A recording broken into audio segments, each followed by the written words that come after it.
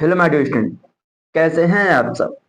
जरूर मस्त, जबरदस्त और बेहतरीन होंगे।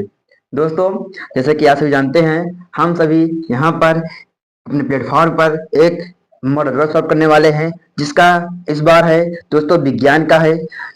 824 आईओ जो है दोस्तों क्या है, यह क्लास 10th का है, मॉडल पेपर दोस्तों है।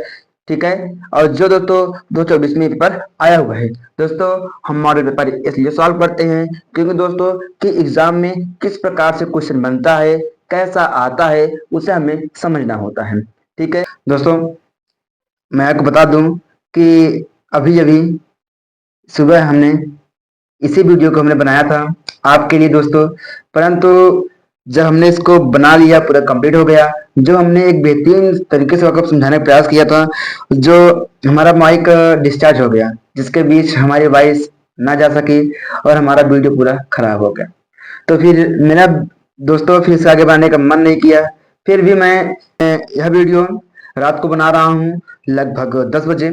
ठीक है दोस्तों, तो चलिए इसका मैं ट्राई करूंगा कि जिस प्रकार से मैंने आपको इसके पहले बनाया था, मैं उससे अच्छा भी बना सकूं, आपको बता सकूं, समझा सकूं। तो चलिए दोस्तों, आपका समय न वेस्ट करते हुए हम अपने चलते हैं अगले क्वेश्चंस की ओर। हम यहाँ पे क्या करेंगे, ठीक दोस्तों। दोस्तों देखते हैं हमारे पास क्या था दोस्तों। दोस्तों यहाँ पे हमारे पास पहला क्वेश्चन मिल रहा है, आप देखेंगे ध्यान से क्या कह रहा है। निम्न में से कौन सा लेंस छोटे अक्षरों को पढ़ने के लिए उपयोग में लाना चाहिए। दोस्तों आज सभी यहाँ पे जब लेंस पढ़े होंगे, उत्तल लेंस और अवतल लेंस, आप वहां पे जानते होंगे जो हमारा लेंस बनता है दोस्तों, एक हमारे पास लेंस ऐसा बनता है, एक हमारे पास लेंस ऐसा बनता है। ठीक है दोस्तों, आपने यहाँ पे दो लेंसों का यहाँ पे पढ़ा होगा, इसमें से एक हमारा उत्तल लेंस है, एक हमारा क्या है, अवतल लेंस है। तो दोस्तों वहां पे हमने एक उपयोग पढ़ा होगा, उपयोग दोस्तों हम देखा होगा कि छोटे अक्षरों को पढ़ने के लिए दोस्तों हमारे पास उत्तल लेंस का हम यूज करते हैं। क्या दोस्तों, हम उत्तल लेंस का यूज करते हैं, इसका मतलब दोस्तों हमारे पास ये अवतल तो कभी नहीं होंगे। क्लियर है। अब बचते हैं उत्तल और निगम दो में। दोस्तों आपने एक फार्मूला पढ़ा है, दोस्तों आपने फार्मूला क्या पढ़ा है, आपने फार्मूला पढ़ा दोस्तों, क्या पढ़ा है कि P इक्वल टू 1/F। दोस्तों ये क्या है, क्षमता का फार्मूला होता है, लेंस की क्षमता। ठीक है दोस्तों, तो इसके अनुसार देखिए दोस्तों हम कर सकते हैं। हमारे पास आपने पढ़ा है, क्या पढ़ा है कि जो सबसे अच्छा छोटे अक्षर पढ़ने के लिए होता है वह 5 सेंटीमीटर का, दोस्तों 5 सेंटीमीटर का होता है, जो सबसे अच्छा होता है। ठीक है, देखने के लिए। पर दोस्तों हमारे पास 20 है और 10 है दोस्तों, जो 5 के नजदीक में है दोस्तों क्या है, 10 आ रहा है। ठीक, तो इसका दोस्तों सही आंसर हमारे पास होगा 10 सेंटीमीटर फोकस दूरी का उत्तल लेंस होता है। क्लियर है, बात समझो दोस्तों। आपसे जब पूछ सकता है कि छोटे छोटे पढ़ने के लिए कौन सा लेंस उपयोग में लाते हैं, तो आप वहां पे उत्तल लेंस को बोल सकते हैं। क्लियर है। यह पूछ सकता है कभी कि छोटे अक्षरों को पढ़ने के लिए ये उत्तल लेंस का कितनी सेंटीमीटर होना चाहिए, तो दोस्तों आप वहां पे 5 सेंटीमीटर बोल सकते हैं, जो सबसे अच्छा होता है। ठीक, आप उसके आसपास देखिए दोस्तों, हमारे पास 6 7 8 9 10 तक यहाँ से हो सकता है। ठीक, अभी मान लीजिए हमारे ऑप्शन में 10 ना होता तो मैं यहाँ पे 20 ले लेता। ठीक दोस्तों, आप उसके अनुसार वहां पे ले लेंगे। क्लियर है, बात समझ में आ गया दोस्तों। चलिए दोस्तों, मेरे पास अगला क्वेश्चन कह रहा है, आप यहाँ देखिए अगला हमारे पास क्या कह रहा है। दोस्तों दोस्तों अगला देखेंगे हमारे पास क्या कह रहा है कि तारों के टिमटिमाने का कारण है। दोस्तों तारे क्यों टिमटिमाते हैं, दोस्तों आप यहाँ पर समझने का प्रयास करेंगे। दोस्तों जो तारे होते हैं हमारे पास कुछ यहाँ पे होते हैं। ठीक, हमारे पास तारे यहाँ कुछ होते हैं। ठीक, और इसके यहाँ होता है अंतरिक्ष होती है, अंतरिक्ष। ठीक है, फिर इसके बाद हमारी पृथ्वी होती है, फिर मतलब कि इसी क्रम में हम लोग यहाँ होकर इसको देखते हैं। ठीक, और दोस्तों इन बीच में कई सारे क्या है, वायु आ रही है। ठीक, जिसको हम इस एरिया क्या बोलते हैं दोस्तों, हम लोग वायुमंडल बोलते हैं। दोस्तों वायुमंडल, जो वायुमंडल कारण से हमारे पास जो यहाँ से जो किरण आती है देखने पर, जो कुछ यहाँ से ऐसे ऐसे किरण आएगी, फिर ऐसा, फिर ऐसा, ऐसा ऐसा होकर आती है, तो हमारे यहाँ तक पहुंचती है। ठीक, हमने ऐसे पढ़ा है, जैसे आपने पढ़ा होगा कि प्रकाश के अपवर्तन में जब सघन माध्यम से, सॉरी जब विरल माध्यम से सघन माध्यम आता है, तो अपने इस क्षेत्र से हल्का सा होती है क्या, विचलित हो जाती है। क्या होती है दोस्तों, विचलित हो जाती है। उसी कारण से दोस्तों, उसी कारण से होता है। ठीक है, यहाँ क्या बोला हमारे पास, यह वायुमंडलीय अपवर्तन कारण से है। क्या दोस्तों, हमारे पास ये वायुमंडलीय अपवर्तन कारण से। ठीक है, इसका क्योंकि वायुमंडलीय है तो वायुमंडल कारण से हो रहा है, इसका सही आंसर वायुमंडलीय अपवर्तन कारण से होगा। बात समझ में आ गई आपको? चलिए दोस्तों देखते हैं अगला। कह रहा है उत्तल दर्पण द्वारा अनंत पर स्थित वस्तु का प्रतिबिंब बनता है। दोस्तों आपने एक पढ़ा है, क्या पढ़ा दोस्तों? कह रहा है उत्तल दर्पण द्वारा अनंत पर स्थित वस्तु का प्रतिबिंब होता है। दोस्तों आपने पढ़ा है, क्या पढ़ा दोस्तों? कि उत्तल दर्पण जो होता है वह कभी भी वास्तविक तो नहीं बनाता, ठीक है, वह वास्तविक कभी नहीं बनाता है। बनता क्या दोस्तों? आभासी बनाता है। क्या बनाएगा? आभासी बनाता है। दोस्तों जब अनंत पर रहेगा तो आभासी छोटा बनाएगा, आभासी और छोटा बनाएगा, ठीक। और जब उसके पास में रहेगा तो आभासी बड़ा बनाएगा। क्लियर है? बात समझ में आ गई आपको? मेरे कहने का मतलब क्या दोस्तों? आपके पास यहाँ पे रहेगा, हमारे पास ये है, ठीक, ये होता है। आप जानते हैं हमारे पास जब इसके पास में रहेगा तो क्या बनाएगा? बड़ा बनाएगा। पर अगर अनंत बोल रहा है, अनंत पर, ठीक, अनंत के बाद कह रहा है तो वो छोटा बनाएगा। क्लियर है? अगला, श्वेत प्रकाश को प्रिज्म से गुजरने पर सबसे अधिक विचलन कोण का रंग होता है। दोस्तों कह रहा है कि सबसे अधिक विचलन कोण क्या दोस्तों? आपने पढ़ा है सबसे अधिक विचलन कोण दोस्तों बैगनी होता है। क्या दोस्तों? बैगनी होता है। और जो दोस्तों कम होता है, कम के लिए हम लोग लाल होता है दोस्तों, में क्या लाल होता है। पर दोस्तों हमारे पास बैगनी कलर इस ऑप्शन में दिया नहीं गया है, तो हम वहां पे क्या करेंगे दोस्तों? आप जानते हैं कि बैगनी कलर कुछ नीले कलर के समरूप होता है, क्या कुछ उसके जैसे मिलता रहता है दोस्तों। तो इसका राइट आंसर हमारे पास हो जाएगा नीला कलर, यानी कि ऑप्शन कलर डी आंसर होगा। क्लियर है? चलिए दोस्तों देखिए अगला हमारे पास कह रहा है कॉलम ए में दी गई मात्रकों का सुमेलन यानी मैचिंग कॉलम बी में दी गई वास्तविक राशियों से कर सही विकल्प चुनिए। कह दोस्तों ऑप्शन ए है हमारे पास, यहाँ बी है, दो कॉलम दिए हैं। दोस्तों जानते हैं ये सभी ओम, वाट, एम्पियर, वोल्ट ये सभी मात्रक हैं, यूनिट हैं, और ये सभी उनके जो जिसके यूनिट है वो यहाँ पे लिखे गए हैं। दोस्तों यहाँ पे ओम है, जो ओम दोस्तों होता है यह हमारे पास प्रतिरोध का होता है। दोस्तों किसका होता है दोस्तों? ये हमारे प्रतिरोध का होता है। और जो दोस्तों हमारे पास वाट है दोस्तों, वाट दोस्तों ये हमारे पास जो वाट है यह दोस्तों हमारे पास किसका दोस्तों होता है? यह हमारा विद्युत शक्ति का होता है। दोस्तों किसका? विद्युत शक्ति का होता है। और दूसरे में क्या आता है? तीसरा हमारे पास क्या दिया है दोस्तों? हमारे पास एम्पियर, एम्पियर जो दोस्तों यह धारा का होता है। और हमारा चौथा दिया गया है कि बोल्ट, बोल्ट किसका दोस्तों होता है? बोल्ट हमारा विभवांतक होता है। यह हमारे पास ऐसा बनेगा। क्लियर है दोस्तों? बात समझ में आ गई आपको? अब मैच करते हैं पहले का दूसरा, पहले का दूसरा इसमें दोस्तों दिया गया है, चौथा ये तो होगा नहीं, ये हमारा इसका आंसर हो जाएगा दोस्तों ऑप्शन नंबर ए। 5 को दोस्तों हमारे पास ऑप्शन नंबर ए हो जाएगा। क्लियर है? दोस्तों चलते हैं हम लोग, देखते हैं अगला हमारे पास क्या होता है। दोस्तों मेरे पास अगला क्वेश्चन है, कह रहा है आप ध्यान देखेंगे, क्या दोस्तों मेरे पास देखिए दोस्तों हमने यहाँ पे ये क्वेश्चन आपको जो बनाया था शाम को दोस्तों, उसी में पूरा ये देखिए हमने एक बेहतरीन आंसर को बताने का प्रयास किया था। जो वॉइस नहीं आई थी तो इसलिए सब खराब हो गया। चलिए आपको हम बता रहे हैं, देखिए दोस्तों क्या दोस्तों मेरे पास R1 2R प्रतिरोध के दो तारों को पहले श्रेणी क्रम बाद में समांतर क्रम में जोड़ा जाता है। यदि दोनों दिशाओं में कुल प्रतिरोध क्रमशः R1 तथा R2 हो तब R1 अपान R2 होगा। तो दोस्तों इसको हम समझते हैं दोस्तों कैसे करेंगे। सीधे दोस्तों देखते हैं हम लोग। दोस्तों आप देखिए दोस्तों होता क्या है दोस्तों, आप जानते हैं कि श्रेणी क्रम, ठीक है दोस्तों, हमें क्या बोला दोस्तों में हमें बोला गया श्रेणी क्रम। दोस्तों आप जानते हैं श्रेणी क्रम का फॉर्मूला होता है दोस्तों R equal to R1 plus R2। इस प्रकार होता है। जो दोस्तों हमारे पास समांतर क्रम का होता है, समांतर क्रम का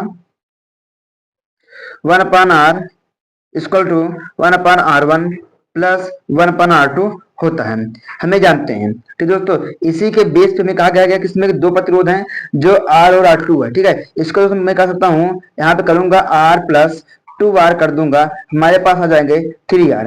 बात यहाँ दोस्तों समझ आ गई? ठीक, देखिए आगे। ठीक है दोस्तों, सेम तरीके से हमें समांतर क्रम कहा गया है, हम वही समांतर क्रम में करेंगे।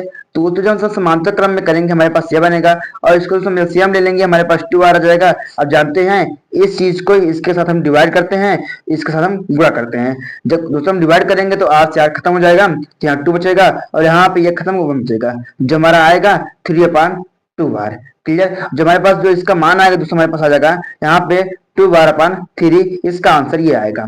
ठीक दोस्तों, हमें देखिए इसमें कहा गया है दोस्तों, हमें कहा गया है R1 अपान R2 होगा। ठीक, हमें ये कहा गया है। ठीक दोस्तों, यहाँ पे देखिए ये R1 श्रेणी क्रम का है, जो दोस्तों हमारे पास R2 है दोस्तों, ये हमारे पास कहा गया है, ये हमारा ये है। ठीक है, इसे क्रमशः कहा गया, देखिए यहाँ पे क्रमशः बोला गया है। ठीक दोस्तों, इसको हम क्रमशः करेंगे। ठीक देखें तो जो क्रमशः करना दोस्तों हमारे पास क्या है, पहला हमारे पास ये, इसको R डैश मान लेते हैं, इसको हम डबल डैश मान लेते हैं। ठीक, तो R डैश अपान R डबल डैश। ठीक, जो हमारे पास R1 अपान R2 का रूप होगा। क्लियर है, बात आपको समझ में आ गई होगी। ठीक, चलिए दोस्तों हम देखते हैं आगे क्या होगा दोस्तों हमारे पास। दोस्तों जब दोस्तों यहाँ पे R1 का मान आते हैं दोस्तों हमारे पास क्या है, 3R है। क्या दोस्तों हमारे पास 3R है, तो यहाँ पे आप 3R रख देते हैं। ठीक, 3R रख देते हैं। फिर उसके बाद हमें कहा गया दोस्तों, हमें कहा गया है कि यहाँ पे हमारे पास R2 है, जो मेरे पास ये आया है दोस्तों, इसको रखेंगे तो 2R अपान 3 बनेगा। क्लियर है, बात आपको समझ में आई। दोस्तों जानते हैं हमारे पास यह मेन बटे है, जो दोस्तों मेरे पास जो मेन बटे होता है दोस्तों, यह एक भाग के रूप में होता है। इसको दोस्तों हम लोग कर सकते हैं, क्या करें दोस्तों, हम इसे दोस्तों हम लोग 3R अपान 3 और डिवाइड बाई 2R में इसको कर सकता हूँ। क्लियर है, आपको बात समझ में आई। ठीक दोस्तों, आगे क्या करेंगे, हमें पता है जब इसको हम डिवाइड लेते हैं दोस्तों, इसको हम दोस्तों बटे ले सकते हैं, किसमें, सॉरी जब लेते हैं इसको दोस्तों हम गुणा में, मल्टीप्लाई में, तो दोस्तों हमारे पास यह इसका जो संख्या है ये आपस में बढ़ जाती हैं।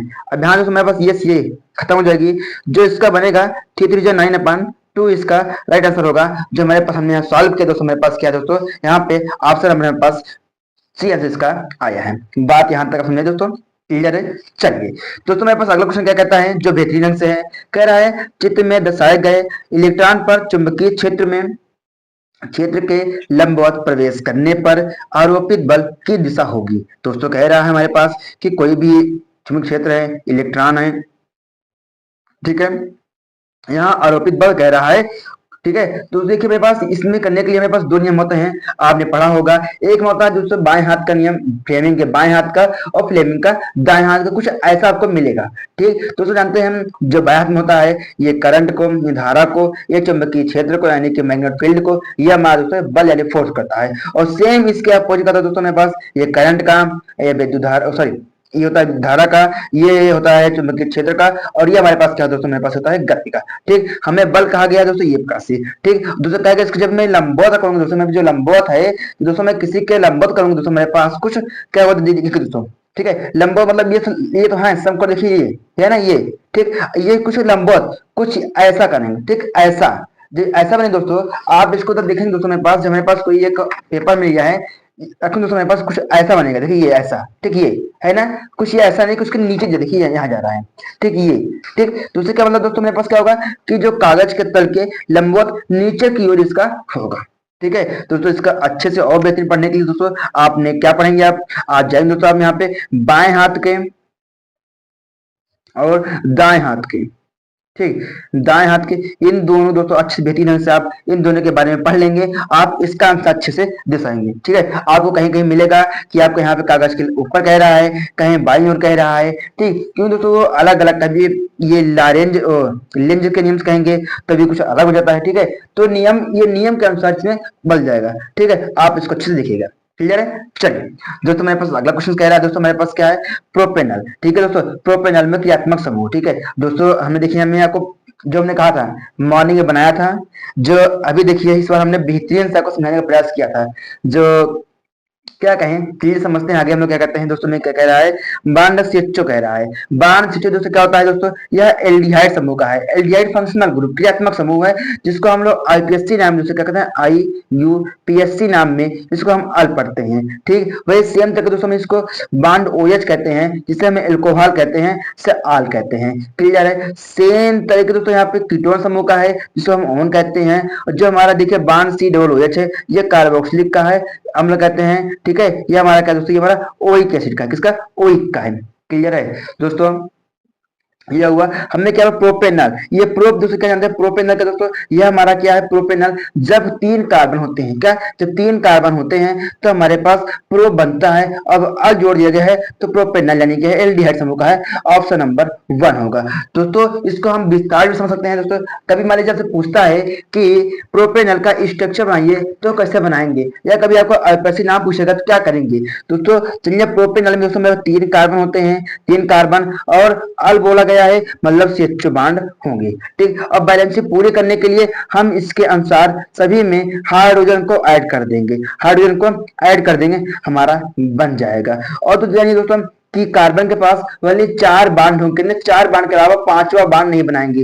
ठीक है, देखिए 1 2 3 4 1 2 3 4 देखिए हमारे पास ये हमारा क्या है प्रोपेनल का स्ट्रक्चर है। ठीक है, प्रोपेनल का स्ट्रक्चर है। ठीक है दोस्तों, चलिए दोस्तों मेरे पास अगला क्या बनता है। चलिए दोस्तों मेरे पास क्या है अगला, उदासीन घोल पर पीएच का मान होता है। दोस्तों उदासीन घोल पीएच होता क्या है दोस्तों। पीएच हमारे तीन प्रकार होते हैं जिसे सारिसन ने दिया था। ठीक है, सारिमन ने दिया था। ठीक है, जिसका नाम दोस्तों क्या है अम्ल, क्षार, उदासीन होते हैं। दोस्तों आप समझेंगे दोस्तों, यहाँ पे हम समझने का प्रयास करूंगा। दोस्तों हमारे पास जो अम्ल होता है दोस्तों, अम्ल दोस्तों क्या होते हैं वो 7 से कम होते हैं, 7 से कम होते हैं मतलब 1 2 3 4 5 6, 7 से कम। ठीक है, आपको मान लीजिए 6.9 मिल रहा है तभी वह अम्ल ही होगा। ठीक दोस्तों मेरे क्या क्षार 7 से अधिक, 7 से अधिक। ठीक है 14 तक, ठीक है 14 तक इसको लेते हैं हम। ठीक है, है ना, क्या 8 9 10 11 12 13 14 ये हमारे क्षार होंगे। दोस्तों उदासीन होता है हमारे पास, उदासीन दोस्तों उदासीन होते हैं हमारे पास क्या हैं दोस्तों में उदासीन होता है दोस्तों 14 होता है, मान ली 14 तक के। क्लियर है दोस्तों, सॉरी सॉरी सॉरी 7 होता है 7। ठीक है 7, ये तो हमारा क्षार 14 तो क्षार होता है। क्लियर है, चलिए दोस्तों आप ध्यान समझिए दोस्तों, इसमें क्वेश्चन बनता है यहाँ पे उदासीन का घोल पूछा गया है। जब हमारे पास क्या है उदासीन है, ठीक है 7 होगा। क्लियर, 7 होगा। आपसे पूछ सकता है अम्ल का पीएच मान क्या होगा दोस्तों, 1 2 3 4 5, ठीक है 6 और दशमलव में आ गया तभी ध्यान से समझने का प्रयास करें क्योंकि इसमें क्वेश्चन लेके एग्जाम में आता है। ये इंपॉर्टेंट दोस्तों है, ध्यान देना। ठीक, ये तरीका सा है और आपने हमें यहाँ पे इसको आपको बताइए अभी हमारे पास इंपॉर्टेंट है। क्लियर है दोस्तों, आप हमारे लिए एक हेल्प कर सकते हैं क्या दोस्तों, हमारे इस वीडियो को दोस्तों जरूर एक लाइक करके जाना। यहाँ तक आए हैं तो जरूर लाइक करके जाना और साथ ही साथ अपने दोस्तों के साथ जरूर शेयर करना। ठीक है, क्योंकि मैं ट्राई कर रहा हूँ कि जिस तरह से मैं बताया दोस्तों अच्छे से हो जाए। ठीक है, चलिए दोस्तों मेरे पास क्या है निम्नलिखित में से कीटोन। दोस्तों अभी हमने कीटोन के बारे में पढ़ा कि जहां पे सी डबल ओ होता है और कीटोन में ओन क्या ओन, वो हमारे पास कीटोन बनेगा। दोस्तों मेरे पास देखिए ये मेथेनॉल आल, आल का हमने कहा था एल्कोहल है, एल्कोहल हमारे पास, ये भी आल है, आल देखिए एल्कोहल है, एल्कोहल है। यहाँ प्रोपीन है, प्रोपीन का दोस्तों जो डबल बांड होता है क्या दोस्तों डबल बांड, मतलब क्या जब कार्बन कार्बन के बीच डबल बांड बनेगा उसे प्रोपीन बोलते हैं जो एल्कीन समूह का होता है। क्लियर है, बात समझ में आई। आगे दोस्तों यहाँ क्या प्रोपेनोन, ओन दोस्तों मैंने कहा दोस्तों मेरे पास क्या कीटोन समूह का है तो हमारे पास आसान नंबर क्या होगा प्रोपेन बन जाएगा। क्लियर है, इसी बात पे एक लाइक कर दीजिए। ठीक है, और हाँ देखिए दोस्तों यहाँ पे दोस्तों कोई पैसे की बात हो नहीं रही है, बस हमारे और आपकी बात के बीच की है। ठीक है, आप हमें इतने कर सकते हैं, हमें मोटिव कर सकते हैं कि आप हमारे चैनल को क्या करेंगे दोस्तों शेयर करेंगे। ठीक, और एक लाइक करके जरूर जाएंगे। ठीक है, आगे देखिए दोस्तों जो दोस्तों मेरे पास इंपॉर्टेंट है अगला क्वेश्चन देखेंगे जो आपसे पूछता है कैसे जगह ठंडे जल से हाइड्रोजन गैस बनाने वाला तत्व है। तो पहले समझिए हाइड्रोजन गैस होता क्या है और कैसे निकलता है। दोस्तों जितने भी धातु होती हैं, जितने भी क्या मेटल होती हैं वो सभी हाइड्रोजन गैस देती हैं, चाहे वह ठंडे गर्म सॉरी चाहे वह गर्म हॉट रहने पे या कूल है ठंडे पे दे, किसी ने कोई भी देता रहता है। ठीक, आप जानते हैं दोस्तों हमारे पास यहाँ पे क्या है एयू एजी कापर, जो सिल्वर गोल्ड और कापर दोस्तों मेरे पास क्या है दोस्तों हमारे पास क्या है ये सभी जो जल को हम जिसको मिलाएंगे तो यह रिएक्ट नहीं करता है, तो इसको हमें हीट करना पड़ता है, क्या हीट करना पड़ता है तो यह देता है गैस। परंतु ये जो पोटेशियम दोस्तों है यह अत्यधिक क्रियाशील होता है। ठीक है, ये पानी यानी वाटर पाते ही तुरंत करता है करता है और हाइड्रोजन गैस को तुरंत बाहर निकाल देता है।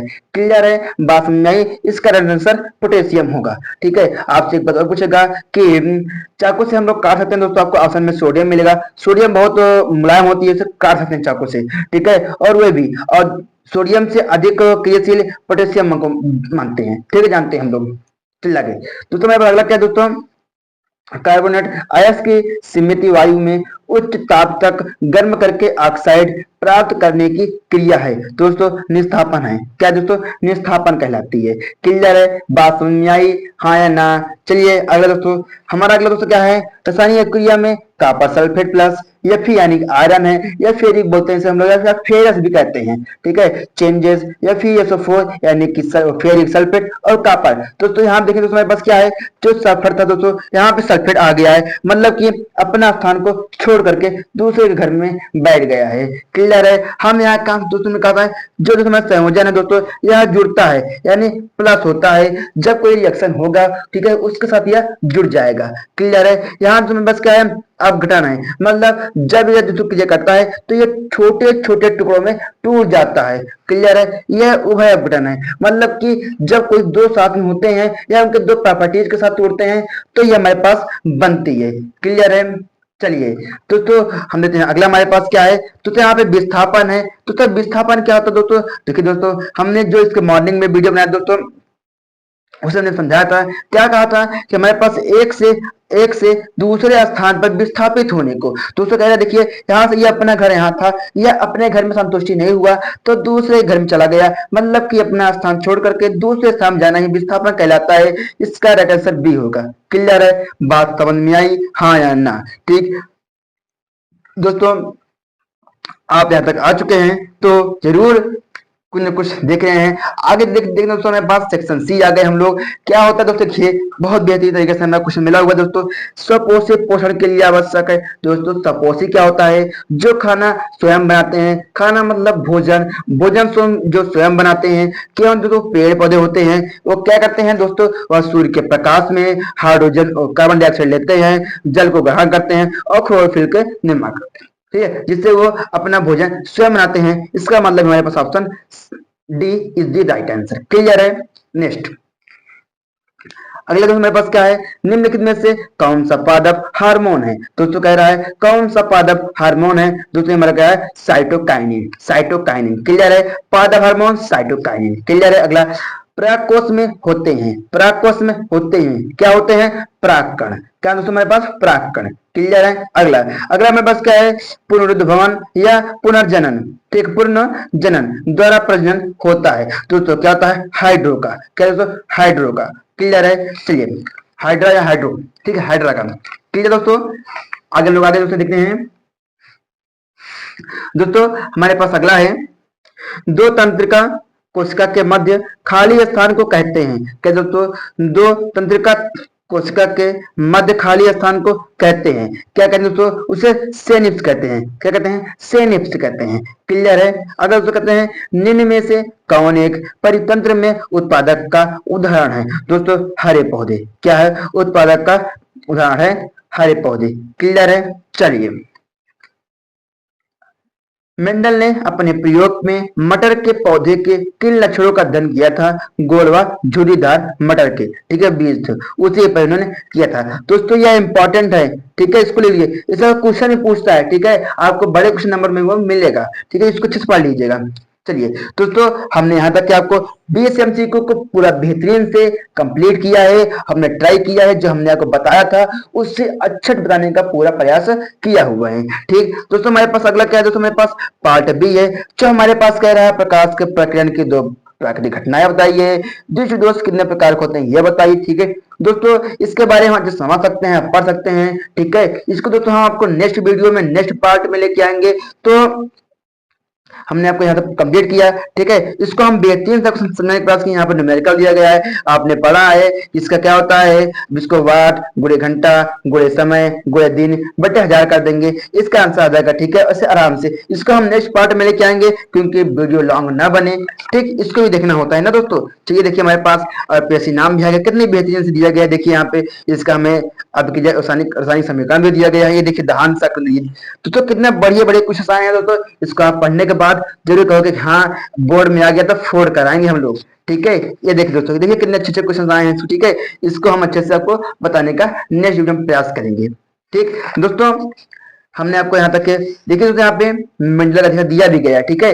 तो अच्छे से पढ़ेंगे तो बहुत बहुत इंपॉर्टेंट क्वेश्चन इसमें भी मिलेंगे, ठीक है दोस्तों। हम आपको हमेशा इसी प्रकार से मॉडल पर लाते रहेंगे। बस आपको क्या कहना है दोस्तों, हमारे पास कमेंट में आपको मिलेगा एक कमेंट बॉक्स है, आपको एक प्यारा सा कमेंट कर देना है, आपको कैसा लगा है, आपने वीडियो शेयर किया हाँ या नहीं, आपको बताना वहां पे, ठीक है। आपको इसका नेक्स्ट पार्ट चाहिए, ठीक है, तो हमें जैसा आपको हो आप हमें कमेंट में जो बता सकते हैं, ठीक है। और साथ ही साथ आपको अगले किस वीडियो किस टॉपिक पर प्रॉब्लम हो रही है आप हमें बताएंगे, ठीक है। हम उसे जरूर लाने का प्रयास करेंगे और बताने का भी, ठीक है। तो दोस्तों फिर मिलेंगे आपको एक नए वीडियो में, एक नए अंदाज के साथ आएंगे। तब तक के लिए bye bye, take care, I love you my dear student.